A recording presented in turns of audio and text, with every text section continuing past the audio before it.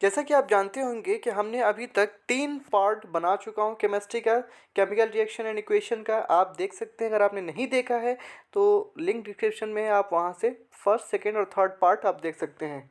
अभी तक हमने कॉम्बिनेशन, डिकम्पोजिशन और डिस्प्लेसमेंट तीनों रिएक्शन हमने आपको पढ़ा दिया है जामिया के एंट्रेंस पॉइंट ऑफ व्यू से। और अगर हम अब हम जो है पढ़ाने वाले हैं डबल डिस्प्लेसमेंट रिएक्शन से आज शुरू करेंगे पढ़ाना। तो चलिए पहले मैं थोड़ा सा आपको डिस्प्लेसमेंट रिएक्शन में आपको बता दूं, ताकि डबल डिस्प्लेसमेंट आपको समझने में दिक्कत नहीं होगी। डिस्प्लेसमेंट रिएक्शन का पहले आप देख सकते हैं कि ये क्या है, देख लीजिए डिस्प्लेसमेंट रिएक्शन का डेफिनेशन क्या है। तो when a more reactive element displaces less reactive element from its compound, it is called displacement reaction. देखिए सबसे पहले मैं बता दूं कि पहले रिएक्टिव एलिमेंट आपको याद है कि नहीं। अगर आपको रिएक्टिव एलिमेंट याद नहीं है तो फिर आप रिएक्शन कभी कर ही नहीं सकते हैं। अगर आपने क्लास 9th को सही से पढ़ा है, मेटल एंड रिएक्टिव मेटल वाला रिएक्टिव सीरीज़ जो होता है, या 10th में भी है थोड़ा बहुत, लेकिन 9th में ज़्यादा है। तो अगर आपने पढ़ा है रिएक्टिव सीरीज़ तो आप समझ सकते हैं, नहीं तो आइंदा आप समझ नहीं पाएंगे। तो आप रिएक्टिव सीरीज़ नेट पे यानी गूगल पर सर्च करके देख लीजिए कि कौन कौन पहले आता है और कौन कौन लास्ट है। मेटल में सबसे पहले रिएक्शन कौन करता है और बाद में रिएक्शन कौन करता है, ठीक है। उसका रिएक्टिविटी क्या सीरीज़ है, उसे आप याद कर लीजिए। तो चलिए मैं आपको बता देता हूँ डिस्प्लेसमेंट इसमें क्या कह रहा है कि जो मोर रिएक्टिव एलिमेंट है वो क्या करता है, डिस्प्लेस कर देता है लेस रिएक्टिव एलिमेंट को, ठीक है। तो अब जैसे मान लीजिए यहाँ पे Fe है, CuSO4 है। तो Fe जो है कॉप यानी आयरन जो है कॉपर से ज़्यादा रिएक्टिव है, इसलिए कॉपर को क्या कर रहा है, डिस्प्लेस कर दे रहा है। डिस्प्लेस में मतलब हटा देना ही समझ लीजिए, ठीक है। डिस्प्लेस मतलब हटा देना। तो अब Fe जो है SO4 में जाकर चिपक गया, अटैच हो गया यहाँ पर। तो अब ये बन जाएगा आयरन सल्फेट। अब Cu कहाँ जाएगा, तो Cu बाहर निकल जाएगा, तो प्लस कॉपर। तो जो मोर रिएक्टिव एलिमेंट है वो डिस्प्लेस कर देते हैं लेस रिएक्टिव एलिमेंट को, इसलिए वो डिस्प्लेसमेंट रिएक्शन होता है। तो आप इसे याद रखिएगा।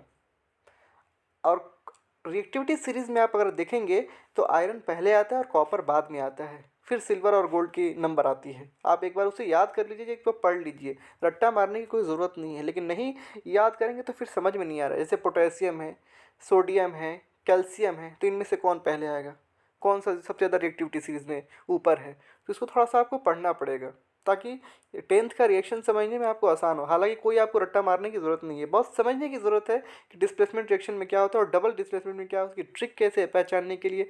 आपको लिखने के लिए जामिया एंट्रेंस में कभी देता नहीं है, +2 हो या डिप्लोमा हो, वो बस पहचानने के लिए देगा कि ये डिस्प्लेसमेंट रिएक्शन है या डबल डिस्प्लेसमेंट। इसी में बच्चे क्या होते हैं, कन्फ्यूज़ हो जाते हैं। तो चलिए डिस्प्लेसमेंट रिएक्शन में क्या है, देखिए यहाँ पे एक एटम, एक एलिमेंट है और एक कंपाउंड है, ठीक है। लेकिन डबल डिस्प्लेसमेंट के दोनों ही कंपाउंड होंगे। चलिए मैं आपको दिखा देता हूँ।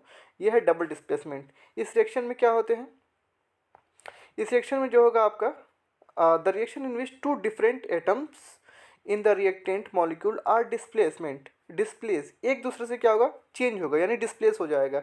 जैसे मैं बता देता हूँ आपको, Na2SO4 सोडियम सल्फेट है, सोडियम सल्फेट है, और BaCl2 बैरियम क्लोराइड है।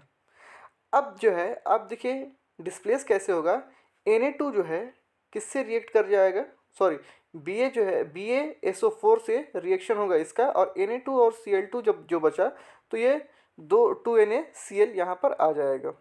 चलिए मैं फिर से एक बार समझा, शायद आपको ना समझ में आया हो। तो देखिए सोडियम से ज़्यादा ये इसका है, पावर है, पावर समझ जाइए, मैं रिएक्टिविटी सीरीज नहीं आपको बता रहा हूँ, समझ जाइए कि पावर किसका ज़्यादा है। तो बैरियम का ज़्यादा पावर है सोडियम से, ठीक।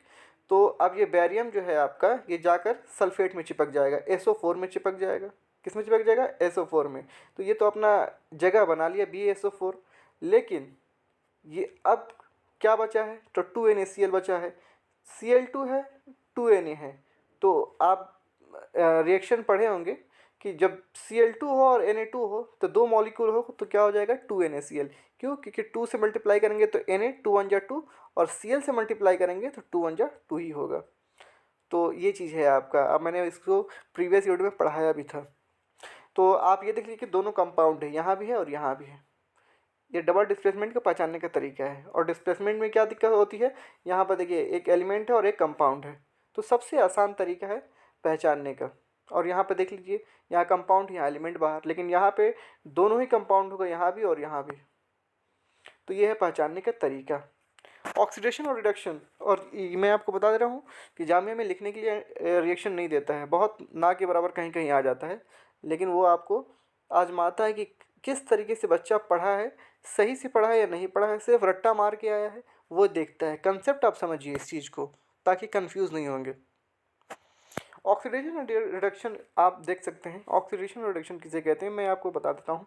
The process of addition of oxygen to a substance और removal of hydrogen from a substance is called oxidation. Simple तरीका है कि ऑक्सीडेशन का ऐड होना, किसी भी सब्सटेंस में ऑक्सीजन का ऐड होना, किसी भी सब्सटेंस में ऑक्सीजन का ऐड होना और हाइड्रोजन का बाहर निकलना, उसे हम ऑक्सीडेशन कहते हैं।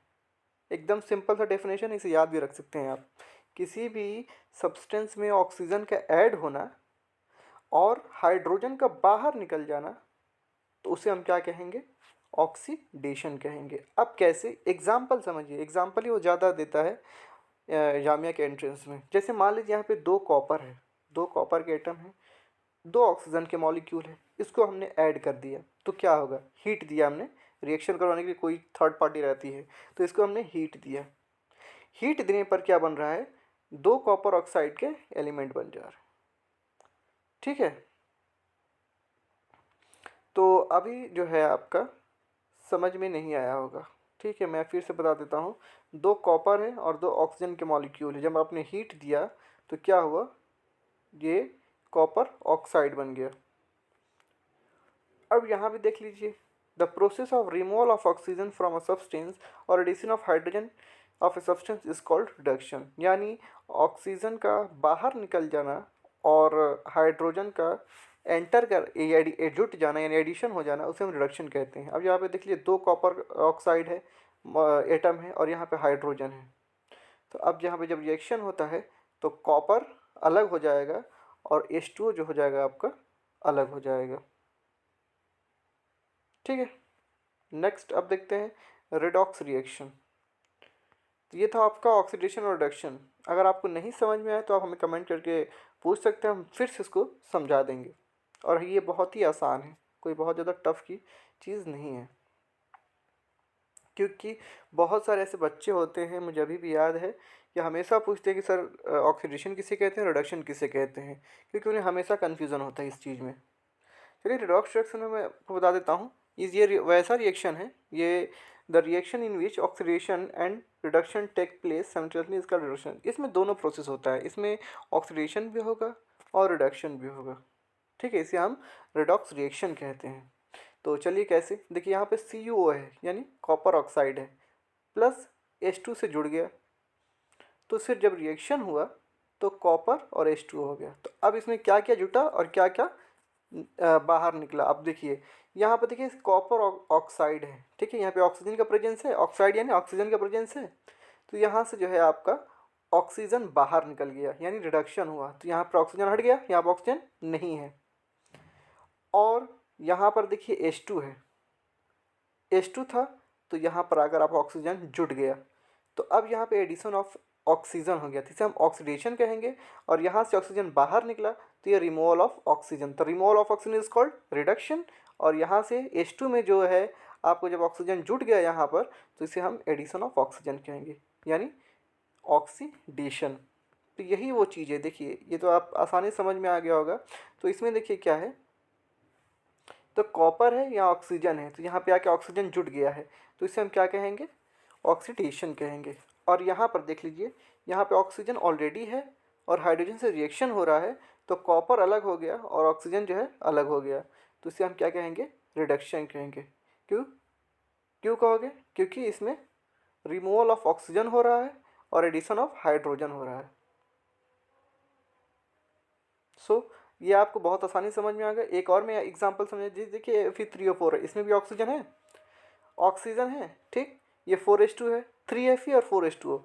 अब Fe3O4 में ऑक्सीजन को देखिए, ध्यान दीजिए, ऑक्सीजन और क्या खेल है यहाँ पर, ऑक्सीजन जो है आपका क्या हो रहा है यहाँ पर, बाहर निकल गया, यानी अब ये सिर्फ 3Fe है, तो इसमें ऑक्सीजन नहीं है, तो रिमूवल ऑफ ऑक्सीजन हो गया, तो ये रिडक्शन हो गया। अब ये देखिए 4H2 है, तो 4H2 में अब इधर जब जाएगा तो 4H2 बन जा रहा है, तो इसका मतलब एडिशन ऑफ ऑक्सीजन हो रहा है। जब ऐसा एग्जाम्पल आ जाए तो ये समझिए कि रिडॉक्स रिएक्शन, ना ही ये ऑक्सीडेशन है और ना ही ये रिडक्शन है, क्योंकि इन दोनों दोनों काम हो रहा है एक साथ, ऑक्सीडेशन भी हो रहा है, रिडक्शन भी हो रहा है। तो अब तीसरा ऑप्शन क्या हो गया, रिडॉक्स रिएक्शन हो गया। अगर ऐसा ऑप्शन आए तो आप रिडॉक्स रिएक्शन भी मारिएगा, नहीं तो क्वेश्चन आपका आंसर जो आपका गलत हो जाएगा। प्रिसिपिटेशन रिएक्शन ये बहुत ज़्यादा इंपॉर्टेंट नहीं है, हालांकि आप खुद से पढ़ सकते हैं। Chemical reaction which involves formation of water in soluble precipitate is called precipitation reaction. तो इसे जो है आप खुद से पढ़ेगा, ये बहुत ज़्यादा इंपॉर्टेंट नहीं है। इसमें होता क्या है ये भी बता देता हूँ थोड़ा सा। केमिकल रिएक्शन क्या होता है, इन्वॉल्व होता है तो वाटर में जो फॉर्मेशन होता है वो इनसॉल्युबल प्रेसिपिटेट बन जाता है, उसी हम प्रेसिपिटेशन रिएक्शन कहते हैं। लेकिन ये तो जामिया में अभी तक पूछा नहीं है, तो मुझे नहीं लग रहा ये थोड़ा सा क्लास 11th का टच कर दिया है। तो पढ़ सकते हैं, कोई बड़ी बात नहीं है, समझना कोई बड़ी बात नहीं है, आप इसको पढ़ लीजिएगा। इसलिए मैंने इसको ज़्यादा ब्रीफली में नहीं रखा, क्योंकि ये उतना इम्पोर्टेंट है नहीं। लेकिन ये सबसे ज़्यादा इंपॉर्टेंट है, और ये कई बार जामिया के डिप्लोमा इन इंजीनियरिंग और +2 में ये सवाल भर भर के आता है, हर 2 साल 3 साल पे एक बार ये आता ही है, एक्सोथर्मिक और एंडोथर्मिक। तो इसे मैं अगले लेक्चर में आपको बताऊंगा और बहुत अच्छे से बताऊंगा। थोड़ा सा ये लॉन्ग वीडियो हो गया है, लेकिन आप समझिए चीज़ों को, कंसेप्ट को समझिए। नहीं समझेंगे तो फिर आप एंट्रेंस निकालना आपके लिए बेकार है, क्योंकि अगर हर आदमी का, मैं एक बात हमेशा मैं कहता हूँ कि अगर हर स्टूडेंट का अगर जामिया में हो जाता तो फिर ये प्राइवेट कॉलेज सब बंद हो जाते हैं। क्योंकि हर कोई बंदा चाहता है, हर कोई स्टूडेंट चाहता है कि मैं जामिया में आऊँ। क्यों आऊँ, बहुत सारे उसके रीज़न है, बहुत सारे उसके फैक्टर है, मैं एक वीडियो में इतना आसानी से नहीं बता सकता। तो मैं चाहूँगा कि आप कोशिश करिए, अगर जामिया को टारगेट, जामिया मिलिया इस्लामिया या अलीगढ़ मुस्लिम यूनिवर्सिटी जो भी टारगेट कर रहे हैं आप, उसको अच्छे से पढ़िए, कंसेप्ट पढ़िए।